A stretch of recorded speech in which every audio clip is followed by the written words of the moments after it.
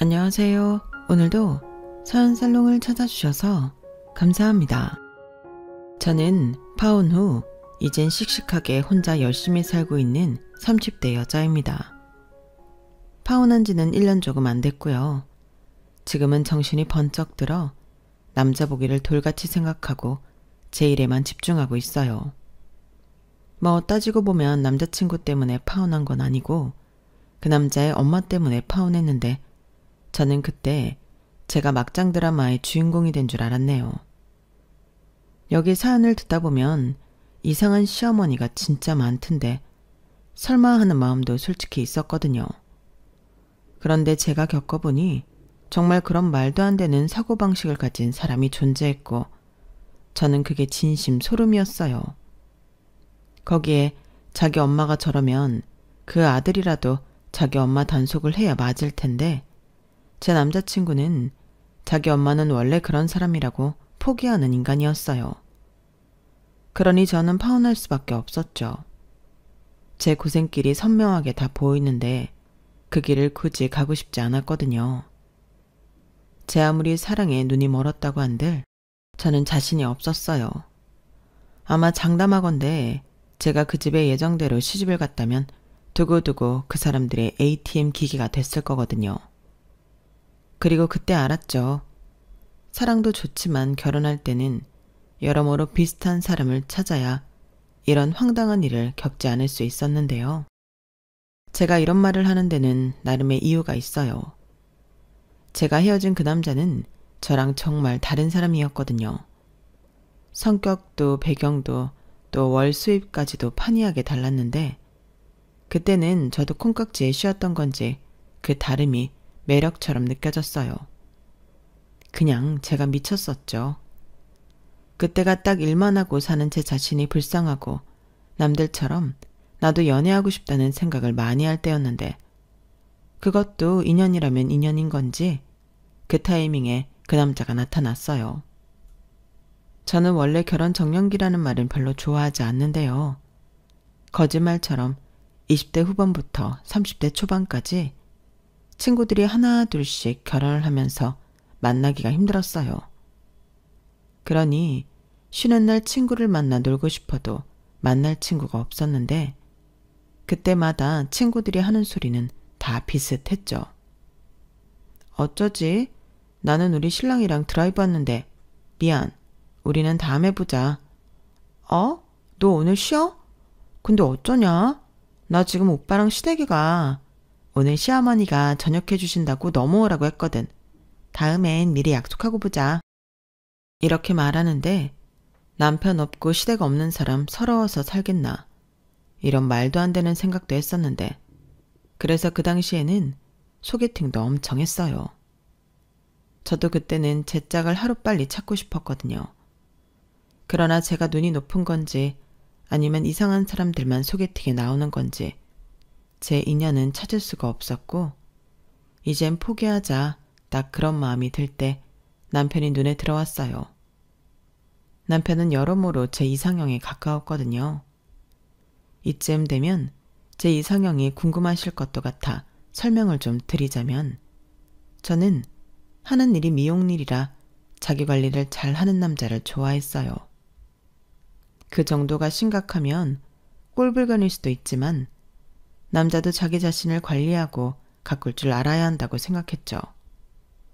그리고 이왕이면 나태한 사람보다는 부지런한 사람이 좋았고 거기에 유머러스한 성격까지 더해진다면 더 바랄 것이 없었는데 저는 자부하는데 남자 직업이나 집안 배경 같은 건 별로 중요하게 생각하지 않았어요.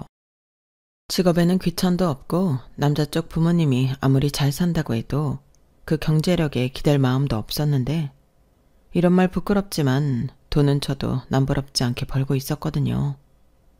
또 지금도 어지간한 월급쟁이 연봉보다는 훨씬 많이 벌어요.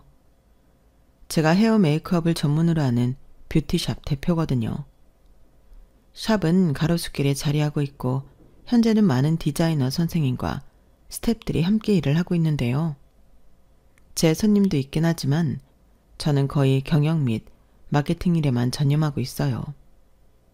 감사하게도 저희 가게 손님은 늘 풀이라 예약하고 기본 2달은 기다리셔야 하는데 중간에 캔슬이 나면 넣어드리기도 하지만 워낙 오시는 분들이 쭉 오시는 거라 그 덕을 많이 보고 있어요. 사실 저도 현장에서 일을 하는 걸 좋아해서 오랫동안 상당수 일을 저 혼자 다 했었거든요. 하지만 결국 그렇게 욕심을 내니 아무리 젊다고 해도 탈이 났었는데 그렇다 보니 현장 일을 줄이게 되었어요. 또한 성격도 좀 예민한 편이라 쉬라고 판을 깔아줘도 잘 못 쉬는데 제가 망했던 기억이 3번이나 있다 보니 그건 어쩔 수가 없더라고요. 뭐 그 덕에 지금까지 돈 걱정은 안 하고 사는 것 같은데 자랑을 하겠다는 게 아니라 장단점이 있다는 소리입니다. 일만 하니 솔직히 인생이 좀 재미가 없거든요. 그렇다고 좋아하는 현장 일을 하는 것도 아니고 어쩌다 보니 가게 운영 일만 하다 보니 문사와 사람 만나는 일이 주 업무가 되었는데 저도 제가 이렇게 살지는 몰랐어요. 이런 말 부끄럽지만 저는 어릴 때부터 공부랑은 거리가 아주 먼 아이였거든요. 그냥 학교에 가서 친구들 머리해주고 화장해주는 낙으로 학교 가기를 좋아했는데 친구들은 저를 좋아했지만 선생님들은 저를 보며 혀를 끌끌 차셨어요. 그리고 그중에 담임선생님은 제 미래를 많이 걱정하셨는데 그래서 한 번은 저희 엄마를 부르셔서 이야기하신 적도 있었죠. 어머니, 제가 오늘 어머니를 좀 뵙고 싶었던 이유는 예상하시겠지만 여진이 때문이에요. 여진이 혼내셔야 해요. 지금 성적으로는 지방대도 못 가요. 학교가 다 대학 가자고 다니는 건데 우리 여진이는 그럴 마음도 없고 제가 너무 걱정이 돼요. 아, 네. 저희 애는 미용 쪽 일을 하고 싶어 하는 것 같은데. 알죠? 그거 모르는 선생님이 저희 학교에 한 명도 없어요. 그런데 어머니, 미용 관련 대학을 가려고 해도 여진이 성적으로는 힘들어요. 어느 정도는 성적이 나와야 저도 원서를 써주는데 애가 아주 공부랑은 담을 쌓았다니까요. 어머님, 이거 심각한 거예요. 어머니, 제 말 듣고 계시죠? 네, 근데 저는 문득 이런 생각이 좀 드네요. 공부를 잘하면 물론 좋겠죠. 근데 대학을 나와야만 꼭 성공하고 잘 사나요? 저는 저희 딸이 자기가 행복할 길을 알아서 찾을 거라고 생각합니다. 자기 인생인데 자기가 책임져야죠. 그게 또 사는 재미고요. 성적 조금 안 나오면 어떤가요? 건강하고 꿈 있으면 됐죠. 어머니가 그러니까 여진이가 건강하고 꿈만 있어요. 꿈도 성적이 따라가 줘야 이룰 수 있는 거잖아요. 저 여진이 진짜 걱정해서 드리는 말씀이에요. 어머님이 옆에서 조금만 공부에도 신경을 쓰게 말씀을 해주시면 우리 여진이가 미래에 조금 더 나은 행복을 찾을 수 있지 않을까요? 들어보니 오빠는 아주 공부를 잘했다고 하던데 카이스트 다닌다면서요? 너무 아들만 생각하시는 거 아니세요? 무슨 그런 말씀을. 저는 아들도 알아서 하라고 했어요. 걔는 걔가 하고 싶은 대로 한 거고 여진이는 또 여진이대로 하고 싶은 선택을 하겠죠. 선생님, 저희 딸 걱정해 주시는 건 너무 감사한데요. 저는 싫어하는 걸 강요하고 싶진 않아요. 솔직히 제 딸이라 하는 말이 아니고 공부하기 싫다는 애한테 잔소리한다고 하겠어요? 사이만 멀어지지. 저는 여진이도 저도 앞으로 살아야 할 인생이 긴데 애랑 사이좋게 지내고 싶습니다. 그래도 저희 딸 신경 써주셔서 너무 감사해요. 선생님을 뵈니 제가 마음이 너무 안심이 되네요. 저희 애가 좋은 선생님을 만난 것 같아서요. 이렇게 저희 담임선생님은 저도 대단하지만 니네 엄마는 더 대단하다고 혀를 내두르셨어요. 솔직히 제가 생각해도 저희 부모님은 다른 부모님들과는 조금 다르거든요. 그렇다고 저희 집이 엄청 잘 살거나 그런 건 아니었는데 저희 부모님은 아무리 자식이라고 해도 자기 인생은 자기가 알아서 하는 거라고 늘 말씀하셨어요. 부모니까 필요할 때는 도와줄 수도 있지만 아무리 부모 자식 간이라고 해도 의존하고 살면 안 된다고 하셨죠. 그래서 저나 오빠는 알게 모르게 그런 부모님의 영향을 받은 것 같았는데 아무튼 그렇게 저희 엄마가 학교에 다녀가신 후로는 저는 좀 더 학교에서 자유로울 수 있었죠. 뭐 어떤 의미로는 선생님들이 포기하신 거겠지만요. 그리고 신기하게도 고3 때 저는 처음으로 학구열을 불태우고 시작했는데요. 참 희한하죠.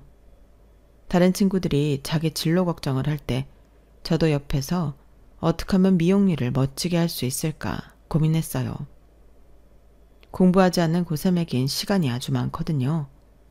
그런데 그러다 무작정 해외에 나가서 미용 관련 공부를 하고 싶다는 생각이 들었고, 그때 찾아보다가 프랑스에서 메이크업 헤어 학교를 알게 되었는데요. 그냥 무작정 거기에 가고 싶다고 부모님에게 말했어요. 그러자 저희 부모님도 상당히 놀란 눈치였는데, 당연하죠. 갑자기 공부도 안 하고 대학도 안 가겠다는 딸이 프랑스 유학을 가겠다고 했으니 이건 뭔가 하는 그런 얼굴이었어요. 현실적으로 프랑스 학교라니 돈도 한두 푼이 아닐 것 같았고, 아마 모르긴 몰라도 저희 부모님 두 분 다 멘붕이셨을 텐데요. 그때 평생 도움 1도 안 되던 제 6살 위 오빠가 갑자기 어디서 났는지 1,000만 원이 든 통장을 제 앞에 턱 하고 던져줬어요. 저희 오빠 얘기를 잠깐 하자면, 저랑은 다르게 머리가 좋고 학교 다니면서 거의 전교 1등만 하던 괴물 같은 인간이었는데, 그래서인지 대전의 그 유명한 카이스트를 다니고 있었어요. 군대 다녀오고 복학하고 또 무슨 놈의 학교가 졸업을 해도 학교에서 연구를 하게 했는데, 그때 오빠 말로는 국내 기업들과 IT 기술 연구도 많이 했고 그에 따른 보수를 받았다고 하더군요. 그래서 저한테 던져준 돈도 그런 돈이라고 했는데 저도 놀라고 저희 부모님도 놀랐어요. 그런데 저희 오빠는 뭘 잘못 먹었는지 잔뜩 멋있는 척을 하더니, 돈 쓸 데도 없어서 빌려주는 거야. 제대로 갚기만 해라. 너 행여 그 돈 떼먹을 생각하면 내가 지구 끝까지 찾아가서 받아낸다.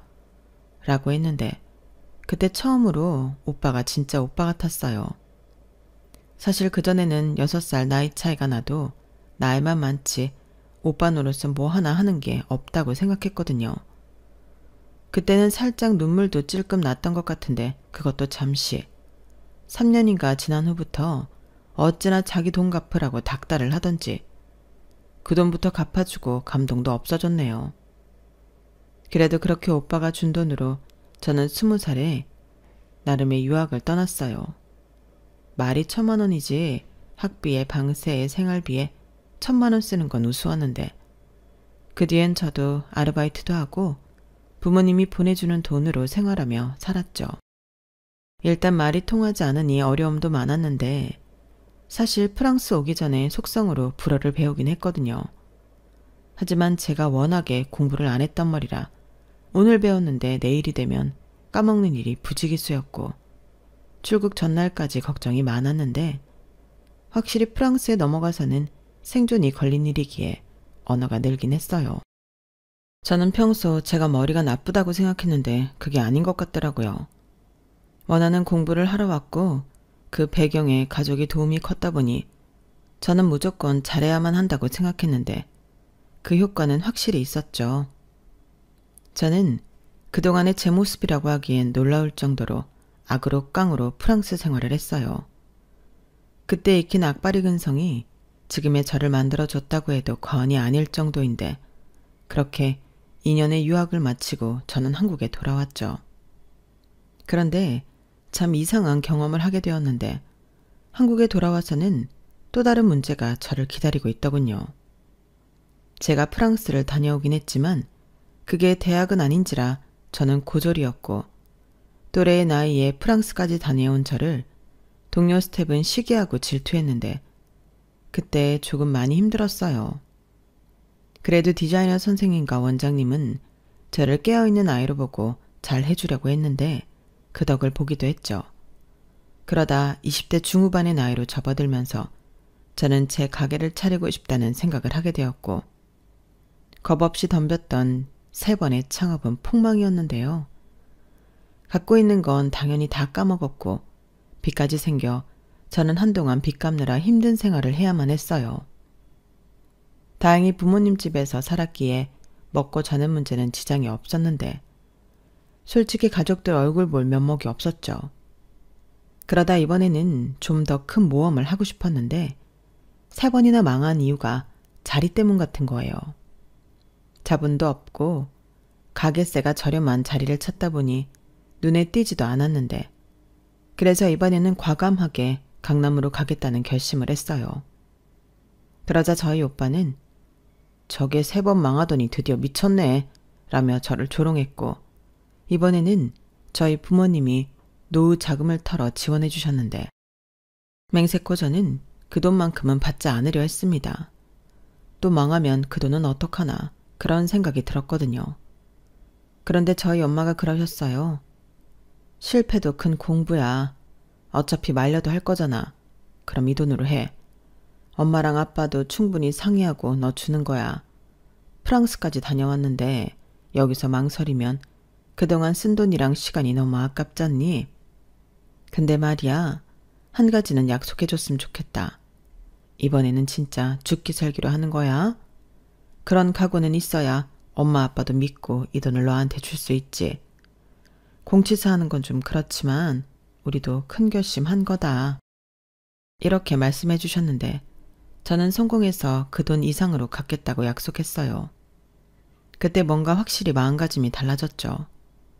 그리고 감사하게도 운도 잘 따라줬는데 마침 좋은 자리에 원래도 미용실이었던 가게가 나왔더라고요. 듣자 하니 원장님이 어디 해외로 가신다고 하던데 그래서 빨리 가게를 털어야 한다고 하셨어요. 그래서 제 여건도 많이 맞춰주셨는데 젊은 사람이 배포 있어 보여 좋다며 꼭 성공하라고 덕담도 해주셨죠. 그리고 저는 그 샵에서 거의 살다시피 했어요. 그리고 어느 정도 시간이 흐르니 고정 손님이 생기고 또 리뷰를 봤다며 멀리서 저를 일부러 찾아오는 손님도 생겼는데 너무 감사하니 더 열심히 하게 되었죠. 그렇게 단골이 늘어갔고 한 번 생긴 단골은 저에게 감사하고 든든한 버팀목이 되었는데 어느 순간 지점을 지나니 예약제로 바꾸지 않으면 안 될 상황까지 오게 되었어요. 또한 저 혼자는 힘들어서 같이 일할 디자이너 선생님과 스텝을 고용하기도 했는데 오픈은 8시, 마감은 늘 밤 12시 넘게도 일을 했어요. 그렇다 보니 돈은 제법 벌 수 있었는데 그때부터는 부모님에게 월 300만 원씩 드리게 되었죠. 일단 처음엔 빌린 돈을 갚는 명목이었고 이건 평생 제가 드리는 이자라며 저희 부모님 사시는 내내 300만 원씩은 드리겠다 약속했는데 저희 부모님이 너무 기뻐하셨어요. 저희 오빠는 물가 상승분을 계산해 나중에는 돈을 올려줘야 한다고 찬물을 끼얹기도 했지만 나름 제가 자리를 잡아가는 모습을 대견하게 지켜봐줬어요. 그리고 어느 정도 시간 여유도 생겼을 때는 앞서 말한 대로 연애에 목이 말랐는데 남자에 환장했다기보다 제가 가장 예쁠 나이에 혼자 있다는 게 좀 안타까웠어요. 하지만 인연이라는 건 저 혼자 어쩔 수 없는 일이었고 매번 아닌 것 같은 무의미한 소개팅을 중단한 어느 날 남자친구가 손님으로 오게 되었는데 가끔 오던 손님이라 알고 지낸 사이긴 했어요. 그런데 이 사람이 이렇게 살갑고 다정한 사람이었나? 그런 생각을 하게 되었는데 그러던 중 무슨 기가 막힌 인연인지 제가 운동이라도 해야겠다 생각하고 끊었던 수영장에서 남자친구를 다시 만나게 되었죠. 그것도 강사로 말이죠. 남자친구는 체대를 나온 수영 강사였어요. 말로는 어릴 때 선수 생활도 했다는데 강사 일을 하면서 틈틈이 운동치료사 공부를 하고 있다고 하더라고요. 그 후 급속도로 친해진 저희 두 사람이었는데 이야기를 나누면 나눌수록 그 남자는 성실하고 꿈 많은 건강한 사람이었어요. 또 수영 강사이다 보니 자기 관리도 철저히 했는데 센터에서도 강사가 재미있다고 인기가 많더라고요. 그러니 어찌 보면 딱 제 이상형에 가까운 사람이었고 그 사람도 저에게 관심이 보였어요. 남자친구도 제가 젊은 나이에 유학 다녀오고 가게 차리고 용감무쌍하게 제 인생을 산다며 멋있다고 치켜 세워주더라고요. 세상에 칭찬 싫어하는 사람은 없잖아요. 그리고 저희는 서로의 마음을 확인하고 정식으로 사귀기로 했고 3년 넘게 연애를 하면서 자연스럽게 결혼 이야기도 나누게 되었어요. 사실 결혼은 제가 더 하고 싶었는데 남자친구는 저보다 4살이 어렸거든요.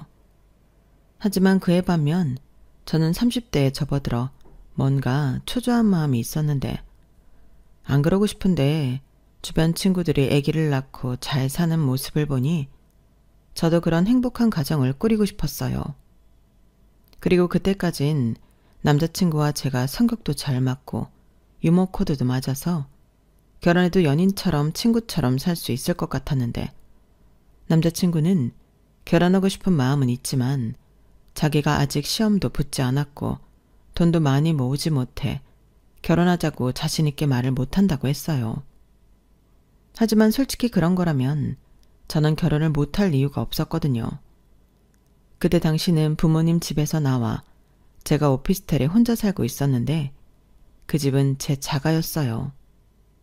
당시 전세로 들어갈까 고민을 하기도 했는데 그때 전세 보증금이랑 매매 가격이 별 차이가 없더라고요.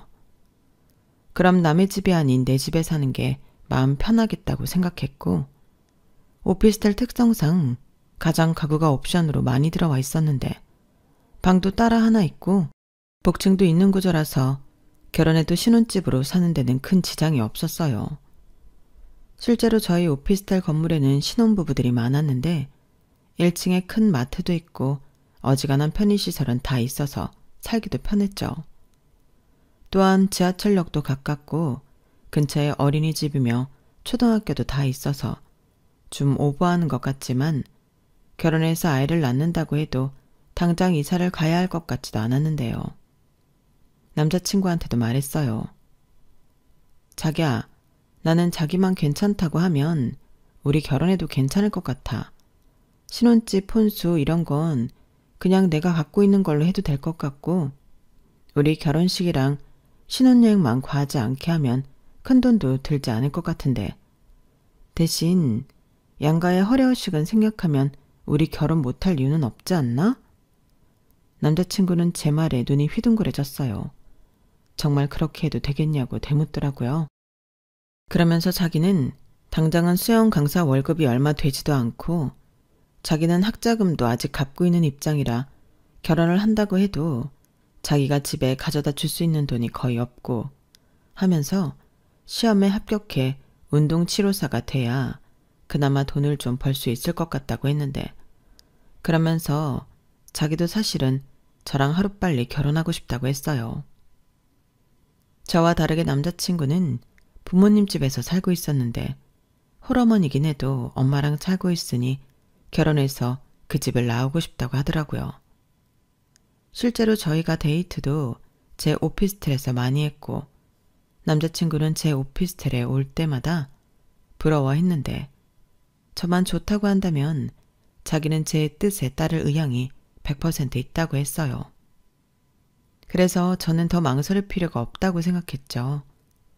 평소에도 한번 마음먹으면 밀고 나가는 스타일인데 결혼은 당사자 의견이 제일 중요한 일이니 우리가 원하면 우리 방식대로 결혼할 수 있다고 생각했어요. 그리하여 양가 집에도 다니며 인사를 하고 나름의 결혼 수순을 밟아가기 시작했는데요. 그때부터 뭔가 이상 야릇한 일들이 연속적으로 벌어졌어요. 일단 남자친구의 엄마라는 사람은 제 기준에서 이상한 사람이었는데 처음에는 나랑 좀 다른 사람이구나 그 정도로 생각하고 어찌됐든 결혼하면 시어머니가 되실 분이니 제가 맞춰야 한다고 생각했어요. 그런데 이게 한도 끝도 없었고 심지어 저와 남자친구가 양가 허례허식은 생략하기로 했다는 말에 예비 시어머니가 얼굴색을 붉혔는데요. 바로 저한테 뭐라고 하시더라고요. 뭐야, 누구 마음대로 생략을 해. 결혼이 뭐 니들 소꿉장난인 줄 알아?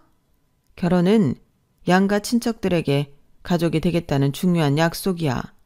그런데 뭘 니들 마음대로 생각을 하고 간소하게 하겠다는 거야? 허례허식? 그게 왜 허례허식이야? 얘가 진짜 웃기는 소리 하네? 잔말 필요 없고 형식은 최대한 갖춰서 해라.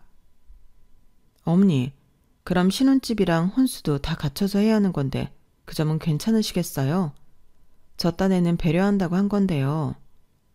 얘가 또 무슨 소리를 하는 거야? 신혼집이니 혼수 같은 건 니들이 쓰는 거잖아. 그런 거야 아무렇게 해도 상관없지. 내가 말하는 건 인사, 성의 그런 거야. 가뜩이나 나이 많은 며느리 보게 생겼는데 그런 것도 안 하려고 했어? 나더러 친척들 얼굴을 어떻게 보고 다니라고. 아니 그래도 그렇게 따지면 저도 좀 서운한데요. 결혼이 결국엔 서로 균형 있게 누가 더 손해보고 그런 거 없이 하는 건데 이렇게 나오시면 제 입장에서는 너무 일방적인 것 같은데. 뭐가 일방적인 거란 말이냐? 나는 지극히 상식적인 범주에서 말을 하는 거야. 내가 친척들한테 전화 쫙 돌려놓을 테니까 다음 주부터 부지런히 인사 다녀라. 선물 사가는 거 잊지 말고 음료수나 과일 같은 싸구려 말고 정성스럽게 준비해. 우리 집안은 그런 집안이다. 엄마, 그건 또 무슨 소리야. 우리 집안이 뭐. 그리고 여진이 바빠서 시간 그렇게 자주 못 내. 아님 아예 자리를 한번 만들어 주든가. 이놈이? 너 벌써부터 제 편 드는 거야?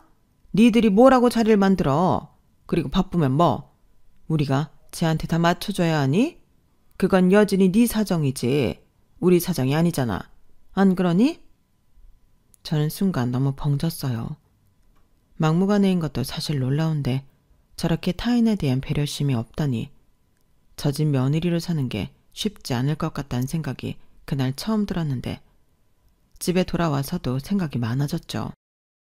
그래서 화풀이하고 싶은 마음은 없었지만 남자친구가 전화를 걸어도 받지 않고 생각할 시간을 좀 달라고 했는데요. 그때 남자친구는 제가 결혼 안 하겠다고 할까봐 두려웠나 봅니다. 아주 저희 집과 가게에 와서는 제 눈치를 보는데 제 마음이 영 불편하더라고요. 그리고 어차피 남자친구니까 저도 편하게 자기 어머니 원래 그러시냐? 나는 좀 당황스러웠다 하고 말을 했는데 남자친구는 한숨을 깊게 내쉬었어요. 우리 엄마 좀 그래. 그래서 내가 빨리 엄마 집에서 나가고 싶은 것도 있지. 근데 우리 막상 결혼하면 우리한테 신경도 안 쓸 거야. 우리 엄마가 원래 남의 돈 엄청 의식하고 모양새 같은 거 중요하게 생각하는 사람인데 우리가 간략하게 결혼하면 자기 체면이 빠진다고 생각하는 것 같더라고.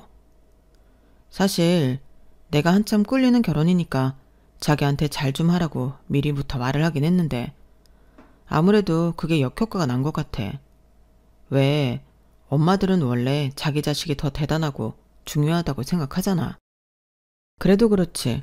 그렇게 물어보는 것도 아니고 일방적으로 명령하듯 얘기하는 게 어딨어? 미안해. 내가 대신 사과할게. 그리고 그냥 어른들 인사 정도는 엄마가 하라는 대로 하자.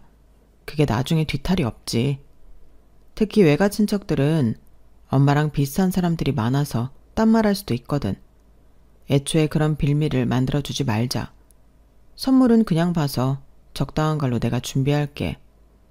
몰라, 뭐 못할 일은 아닌데 양가 친척들 일일이 찾아다니며 인사하는 건 아예 생각을 못한 일이라. 우리 친척들 멀리 사는 사람들 없어. 그리고 고모들은 셋이 한 동네에 모여 사니까 거기 갈 때는 어디 식당 같은 데 잡으면 되고. 그리고 아마 외가 친척집은 엄마가 같이 가자고 할 것 같긴 한데 친가 친척집은 같이 가자고 하지도 않으실 거야. 저는 사실 내키지 않았지만 가운데서 이 눈치 저 눈치 보느라 진땀을 빼고 있는 남자친구를 보고 한 번은 마음을 눌렀어요. 그리고 감정적으로 생각하지 않고 그냥 상황만 놓고 생각했을 때 양가 친척들한테 인사하는 정도는 괜찮겠다 싶기도 했는데요. 저희 아빠도 그건 안 싸둔 의견에 따르는 게 좋겠다고 하시더라고요. 그래서 좋은 게 좋은 거라고 인사 정도는 시간을 내서 하루에 2탕씩 뛰더라도 해보자고 생각하고 넘겼는데 여기서도 문제는 있더군요. 아니, 제가 착각했더라고요. 저는 친척들 집에 찾아가 인사하라는 소리가 양가 전체를 두고 말을 한 건 줄 알았는데 그게 아니었어요. 그걸 알았을 때는 남자친구의 막내 이모, 그러니까 예비 시어머니의 막내 동생과 점심 겸 인사를 하고 있을 때였는데 외삼촌한테 연락이 왔거든요. 저희 엄마가 애들 인사 가게 언제 시간을 내라고 언지를 들었다며 한 달짜리 출장이 잡혀 있어 보려면 최대한 빨리 보자고 하셨는데 심지어 오늘 저녁도 괜찮다고 하셨어요. 평소 저는 외삼촌이랑 잘 지내고 있었기에 외삼촌의 말이 반가웠는데 마침 점심 식사는 이모님이랑 했으니 저녁은 저희 외삼촌이랑 해도 될 것 같았어요. 그래서 작게 남자친구에게 얘기를 했고 남자친구가 좋다고 했는데 그걸 들으신 예비 시어머니가 인상을 팍 쓰며 차가운 목소리로 저한테 이렇게 말씀하셨어요. 뭐야? 지금 니들 하는 말 그게 뭐니? 지금 어딜 간다고? 아, 저희 외삼촌이 한 달짜리 출장을 가신다고 인사 올 거면 최대한 빨리 보자고 해서요. 그래서 마침 오늘도 된다고 하니까 이따가 저녁에 가려고요. 나 참 기가 막혀서 니네 외삼촌한테 인사를 간다고? 아니, 내가 우리 쪽 친척들 인사 돌라고 했더니 그걸 니네 쪽도 하겠다는 거야? 네? 그게 무슨... 그럼 인사를 강우 씨네 친척들께만 돌라는 말씀이셨어요? 당연하지. 너 우리 집에 시집 오는 거 아니니? 그러니까 네가 새 사람으로서 집안 어른들께 인사 다니는 거잖아. 그런데 니네 친척들이 우리 아들을 뭘 얼마나 본다고 일일이 인사를 시켜? 장인장모 될 사람한테 인사했으면 된 거지. 그리고 결혼하기로 마음먹은 그 순간부터 너는 마음가짐부터 고쳐 먹어야 하는 거야. 어떻게 친정 식구들을 다 챙기려고 들어감이? 아, 언니 그만해. 요즘 애들은 그렇게 하면 안 돼. 얘 표정 보니 많이 놀랐네. 표정 풀어. 우리 언니가 좀 고지식해서 그래. 언니, 그러다 강우 장가 못 보낸다. 요즘 세상에 하려면 양가 똑같이 하는 거야. 우리 쪽 인사 돌았으면 저쪽도 인사 돌아야지. 언니도 참. 그런 게 어딨어. 결혼하면 출가 외인인데. 아이고, 그래서 언니는 출가 외인인데 지금 날 만나고 있네? 친정동생을? 야, 나는 지금 남편이 없잖아. 그리고 여기서 네가 그렇게 말하면 내 체면이 뭐가 되니? 뭘 모르는 소리 하네. 내가 지금 언니 구해준 거야. 제 표정 봐. 저는 솔직히 그 순간에 표정 관리가 안 된 게 사실이었어요. 이건 진짜 어이없는 일이잖아요. 게다가 결혼하고 친정 식구들 다 챙기려고 하냐면서 감히라고 표현한 것도 크게 걸렸는데 아무리 봐도 예비 시어머니는 당신이 뭘 잘못하신지 모르는 것 같더라고요. 그리고 그뿐만이 아니라 제가 외부에서 일을 하고 있을 때도 연락도 없이 저희 샵에 오셔서 자기 머리를 해달라고 난동을 피우신 적이 있었는데 그때도 저희 스태프한테 여기 사장이 내 며느리 되래야. 그럼 내가 사장 가족인데 이렇게 함부로 해도 되는 건가? 아가씨 이름이 뭐야? 아가씨 내일 당장 잘리고 싶어? 나더러 예약을 하고 오라고? 이게 말이야 방구야. 이렇게 말씀하셨다고 해서 충격에 빠졌어요. 제가 CCTV까지 다 챙겨봤는데 직원들 보기 쪽팔리더라고요. 그래서 남자친구한테 그 영상을 보내주고 나는 도저히 이 결혼을 못하겠다 통보했는데 그때 남자친구가 자기 엄마한테 아들이랑 영 끊고 싶냐고 강하게 따졌다고 했어요. 하지만 저는 다시는 안 그러신다는 직접적인 약속이 없으면 믿을 수 없다고 했고 이제부터 일방적인 갑질하시면 그 순간부터 결혼은 꿈도 꾸지 말라고 했어요. 그러자 자기 엄마한테 정말로 이번에는 제대로 따진 게 맞는 건지 시어머니가 저를 찾아와 지난번 일은 미안했다고 사과를 하셨는데 자기도 처음엔 그럴 생각은 아니었다며 자기는 갑질 같은 걸 하는 사람이 절대 아니라고 믿어달라고 하셨어요. 우리 좋게 좋게 넘어가자. 나도 우리 아들한테 많이 혼났어. 넌 뭘 또 그런 영상까지 우리 아들한테 보내고 그러니? 사람 창피하게. 창피한 줄은 아세요? 저도 덩달아 직원들 보기 너무 창피해요. 아니, 네가 사장인데 직원 눈치를 왜 봐? 나는 그게 더 이상하다 얘. 요즘 그런 생각으로 직원 쓰면 큰일 나는 세상이거든요. 그리고 그 친구들이 제 하수인이에요? 제 식구들이죠? 아이고, 알았어. 1절만 해. 내가 알겠다고 미안하다고 여기까지 와서 사과하잖아. 우리 아들이 너랑 결혼 못하면 엄마랑도 연 끊고 산다고 난리도 아니었다. 아니, 우리 아들을 어떻게 구워 삶았길래 그래? 너는 고졸이고 나이도 많잖아. 따지고 보면 지도 손해보면서 하는 결혼인데. 어머니, 정말 그렇게 생각하세요? 그럼 저는 뭐 대단히 득을 보고 하는 결혼이라고 말씀하시는 거예요? 저 이런 말까진 하고 싶지 않지만 강우 씨 지금 벌이가. 아, 알겠다. 너는 무슨 그런 얘기까지 하고 그러니? 그리고 걔가 수영 강사 그것만 할 애가 아니야. 운동치료사 그거 되면 의사나 다름없지. 너도 우리 아들 미래 보고 괜찮다고 생각하지 않았어? 그렇게 생각하면 강우 씨가 제 돈 보고 결혼한다고 해도 틀린 말이 아니죠. 뭐야? 더는 말을 해도. 알았다. 내가 너를 어떻게 이기니? 아주 벌써부터 며느리 무서워서 무슨 말을 못하겠네 그래. 네가 하라는 말이 다 옳다. 됐니? 결국엔 네가 하고 싶은 대로 다 하고 있잖아. 뛰는 시어머니 위에 나는 며느리 있다고 하더니 그게 너다. 저는 예비 시어머니가 사과를 하러 찾아왔음에도 솔직히 내키지 않았어요. 남자친구는 제가 원하는 대로 했으니 됐지 않냐고 했지만 저런 사람을 시어머니라고 옆에 두고 볼 생각을 하니 너무 끔찍하더라고요.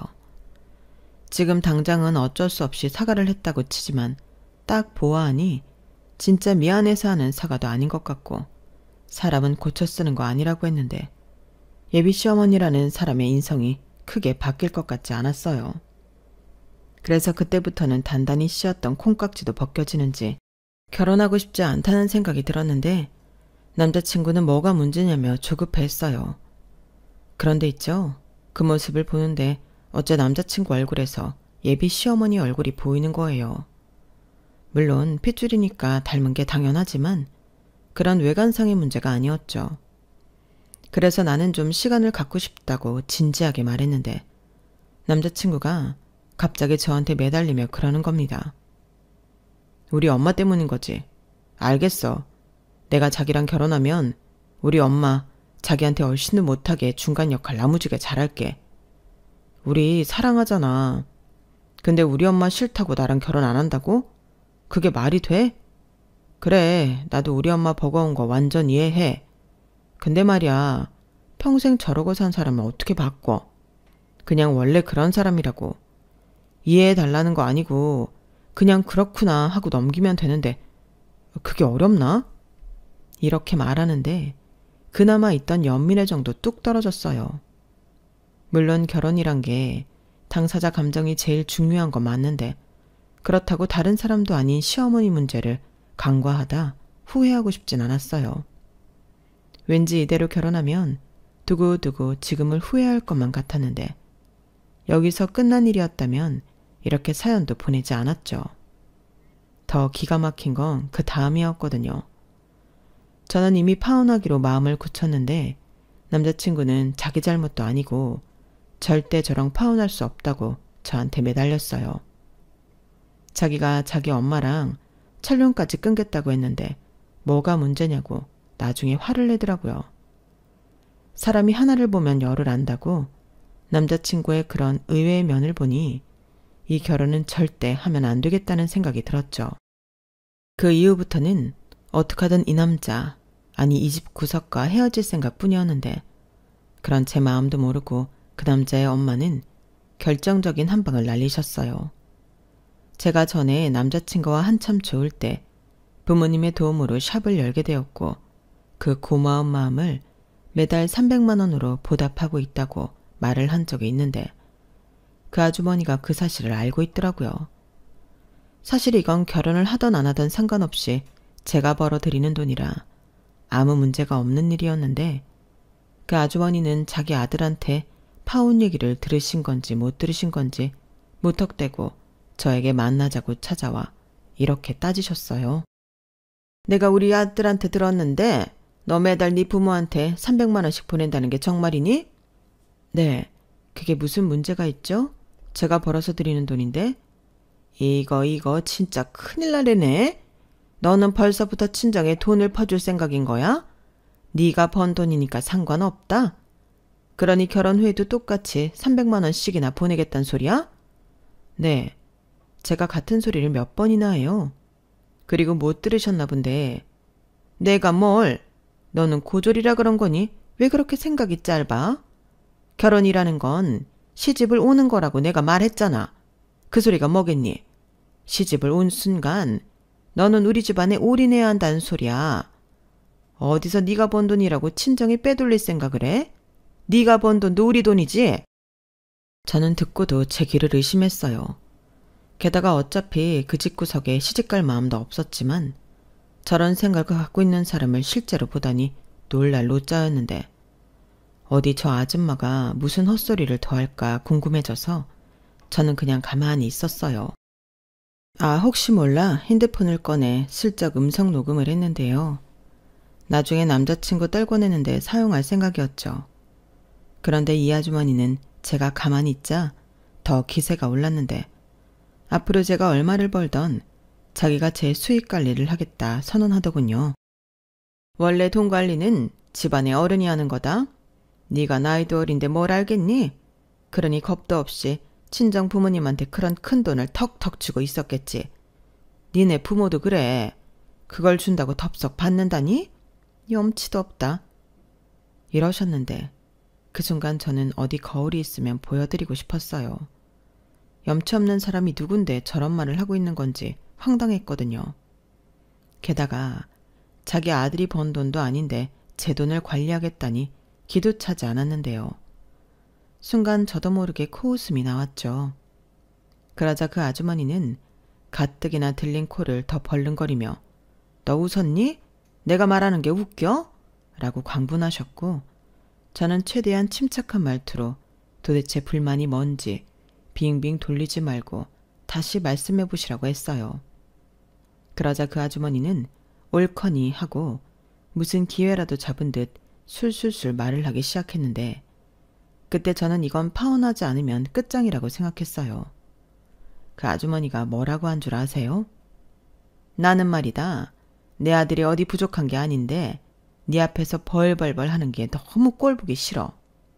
우리 아들도 운동치료사 되면 번듯한 직장도 생기고 대졸의 인물도 번듯해서 잘나고 어린 아가씨들이 줄을 설 텐데 네가 이렇게 채가는 게 너무 약올라. 지가 돈 좀 번다고 어찌나 유세를 떠는지. 우리 아들도 벌써 네 눈밖에 날까봐 전전긍긍하잖아.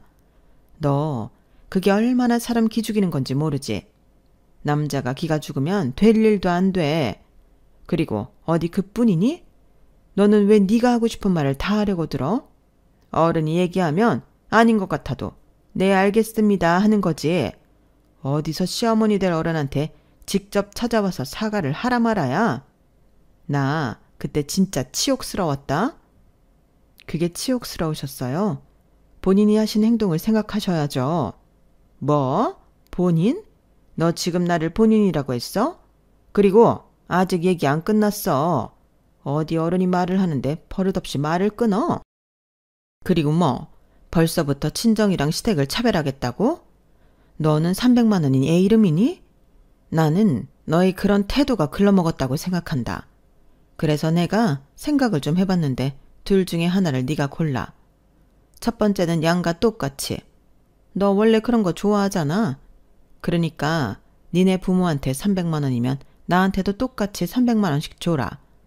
그게 싫으면 니네 부모한테 주던 그 300만 원을 그냥 나한테 줘. 너 시집 오면 이제 네 부모는 나야. 그럼 그 300만 원을 누구한테 줘야 할까? 그러니 네가 딱 골라. 나 참. 이제 끝나셨나요? 아니다. 하나 더 있다. 네가 바쁘면 뭐 얼마나 바빠? 그렇게 바쁘면 결혼을 하지 말아야지. 결혼을 하면 가족 행사는 무조건이야. 시간을 못 빼니 어쩌니 그런 건 나한테 씨알도 안 먹힌다. 나는 가족이 제일 중요한 사람이야. 이제 끝났다. 참 많기도 하네요. 어디 그래서 아들 장가는 보내실 수 있겠어요? 그리고 어머니도 제 말을 자르셔서 말을 못했는데 저 강우 씨한테 이 결혼 못한다고 말했어요. 혹시 아드님이 그 말은 안 하던가요? 뭐? 결혼을 못해? 방금 그러셨잖아요. 바쁘면 결혼을 하지 말아야 한다면서요. 저 진짜 바쁜 거 맞거든요. 그래도 좋아하는 사람이랑 결혼해서 바쁜 와중에서 사랑하고 행복하게 살고 싶어 욕심냈는데 어머님이 그러면 안 된다고 방금 알려주셨잖아요. 그래서 더 생각이 굳었어요. 저 결혼 안 할게요. 그럼 제 부모님은 어머님이 아니시니까 이제 이런 말씀 다 의미 없는 거 맞죠? 저는 일 때문에 바빠서 이제 그만 들어가 봐야 해요. 어머니 이렇게 찾아오셔서 제 시간 뺏는 거 이거 영업 방해예요. 제가 이 시간에도 얼마를 손해보는 줄 아세요? 저 하루에 해야 할 일이 아주 많은 사람이거든요. 어머니 아들이랑은 너무 다르죠. 그러게 너무 다르면 결혼까진 생각하지 말았어야 했는데 제 잘못이었네요. 그럼 부디 어머니 마음에 쏙 드는 그런 며느리 보시길 바라고요. 제발 다시 찾아오지 마세요. 그럼 다시 볼 일 없는 줄 알고 이만 먼저 가겠습니다. 저는 녹음한 파일을 남자친구한테 보냈어요. 그리고 우리는 절대 결혼할 인연이 아니니 너도 연락하지 말라고 했는데 이놈이 근성이 좋은 건지 제 오피스텔로 찾아왔더라고요. 그래서 저는 그놈을 스토커로 신고를 했고 경찰에 출동했는데 그놈은 저와 헤어질 수 없어 설득하려고 했을 뿐 그 어떤 위해도 가하지 않았다고 억울해하더군요. 하지만 상대가 원하지 않는데 이렇게 접근하는 것도 범죄라며 경찰은 그놈을 데리고 갔는데 그 다음날 부지런도 하시지. 그 아줌마가 또 찾아오셨어요. 진짜 너무 싫어서 직원에게 영업방해로 신고하라고 했는데 그 아주머니가 느닷없이 그러시더군요. 갑자기 자기가 저를 용서하겠대요. 자기 아들을 봐서 저의 오만한 성격을 봐줄 테니 그냥 예정대로 결혼을 하라고 하는데 너무 어이가 없었어요. 제가 용서받을 일이 뭐가 있나요? 그래서 제 손으로 직접 영업방해로 신고를 했는데 저더러 독한 년이라고 욕을 하시고는 도망가셨어요. 도망도 어찌나 빠르시던지 저희 직원이 금방 나갔는데 보이지 않는다고 하더라고요. 그리고 그 이후로는 다행히 두 모자가 잠잠했는데 정말 제가 겪은 일 중에서 가장 피곤한 일이었어요. 확실히 경찰에 신고하고 공권력을 이용하니 떨궈져 나가더라고요. 그 후에 밀려오는 공허함이란 솔직히 너무 힘들었는데 그렇잖아요. 사랑해서 내가 손해보는 걸 알면서도 하려고 했던 결혼이었는데 이렇게 끝나다니 너무 허무했어요. 어쩌면 결혼 자체를 너무 쉽게 생각한 제 문제일 수도 있는데 제가 정말 오만했는지도 모르겠습니다. 남자친구보다 제가 나이는 좀 많았어도 여러모로 조건이 낮기 때문에 남자친구도 그렇고 남자친구 집에서도 저를 좋아할 거라고 생각했거든요.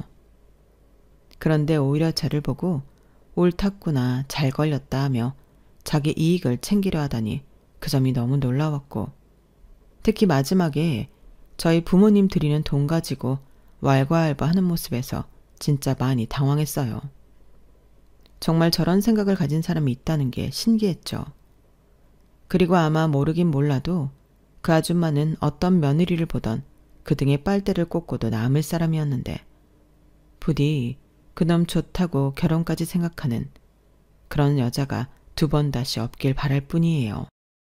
이렇게 말하면 그런 생각을 가졌던 제 자신이 너무 부끄러운데 제가 뭐 이럴 줄 알았나요? 그리고 그런 엄마한테서 자란 그 남자를 보니 그 남자도 결국엔 제 덕을 보고 싶었던 것이 아니었나 새삼 느꼈고 그런 생각이 들면서 저는 두고두고 파혼을 하길 잘했다 생각하게 되었어요. 솔직히 저희 부모님은 상견례 전에 이런 일이 있었기 때문에 이 난리를 다 보진 않으셨는데 너무 다행이죠. 그 꼴까지 보게 했다면 제가 저희 가족 보기 얼마나 민망했겠어요. 그래서 아무것도 모르는 저희 엄마는 물 건너간 딸의 결혼에 아쉬워하며 그 친구 인상은 나쁘지 않았는데 정말 별로였어? 이렇게 물어보시곤 하셨는데 저는 그냥 인연이 아닌 것 같다고 말했네요. 처음에는 미주알, 고주알 다 이야기할까 그런 생각도 했었는데 그럼 저희 엄마 속만 상할 것이 뻔하잖아요. 그리고 어쩌다 그런 놈을 만나 그런 옆에 내랑 엮였냐고 잔소리를 할 수도 있는데 때론 모르는 게 약이라고 생각하며 그 일은 평생 묻을 생각입니다. 그래서 그냥 결혼하려고 보니 여러모로 의견 차이가 있고 또 그게 좁혀지지 않아 헤어졌다고 말했어요. 그리고 현재는 정신 바짝 차리고 다시 제 일에만 집중하며 지내고 있는데요. 그때 못해서 미뤄뒀던 일을 지금까지 하고 있죠. 다행히 일이 많아 우울할 틈은 없이 지내는데 그래도 잠들기 전 가끔은 저도 모르게 생각에 잠기더라고요. 뭐가 문제였나? 나는 어쩌다 그런 놈을 좋아했나? 참, 의미도 없는 생각을 한동안 많이 했었는데 지금은 더 좋은 인연을 만나려고 시행착오를 겪었다고 생각하기로 했어요. 또 이젠 가지 않지만 수영에서 만났던 사람들에게 들은 바로는 그 남자도 결국엔 강사 일을 그만두게 되었는데 저랑 헤어지고 다른 회원이랑 불미스러운 스캔들이 있었다 하더군요. 뭐 상황은 모르겠지만 그 아줌마까지 센터에 가서 난리를 치고 오는 통에 그 남자는 다른 센터도 못 갈 판이라고 했는데 참 가지가지 한다는 생각이 들더군요. 지금 생각해보면 말이 운동치료사 준비를 하는 거지 열심히 하는 것 같지도 않고 그 인생도 그냥 말뿐인 거품이었던 것 같아요. 그러니 제가 결혼까지 생각했지만 파혼해버린 건 천만 다행인 일인데 이래서 조상님이 도왔다는 소리를 하나 보더라고요. 그 후 저는 다시 찾은 소중한 제 일상을 감사히 여기며 이젠 긍정적인 생각을 많이 하고 지내고 있는데 한편으로는 설마 내 인생에 남자가 그놈밖에 없겠어? 하며 미래에 다가올 진짜 인연에 대해 상상하곤 해요. 저도 언젠가는 결혼해서 잘 사는 친구들처럼 제 진짜 짝을 만날 수 있을 거라 믿어 의심치 않거든요. 다만 그 전까지는 저도 사람 보는 눈도 좀 키우고 제 일에 더 집중하려 하는데요. 결혼해서 잘 사는 친구들이 그러더라고요. 그런 진짜 인연은 굳이 만나려고 애를 쓰지 않아도 자연스럽게 만난다고요. 그게 뭐 운명이라나요? 그래서 저도 마음 편히 제 짝을 기다려볼까 합니다. 대신 그냥 기다리기만 하면 너무 힘드니까 지금 하는 일을 더 열심히 할 생각인데요. 제가 아직은 더 많이 성공하고 싶거든요. 그리고 저희 샵을 찾아주신 감사한 고객님들이 더욱 저희 샵을 사랑해 주시고 하루가 다르게 예뻐지시길 바라며 제 이야기를 여기서 줄이도록 할게요. 이왕이면 다홍치마라고 좋은 인연 만나 깨벗고 잘 사는 행복한 사연이었다면 참 좋았겠지만 그런 사연은 다음으로 기약해야 할 것 같습니다. 혹시 아나요? 친구들 말처럼 다음엔 진짜 운명 같은 제 짝을 만나 제가 세상에서 가장 행복한 여자가 될지도요. 그럼 그땐 행복 만땅 깨볶는 고소한 냄새 폴폴 풍기며 다시 찾아오겠습니다.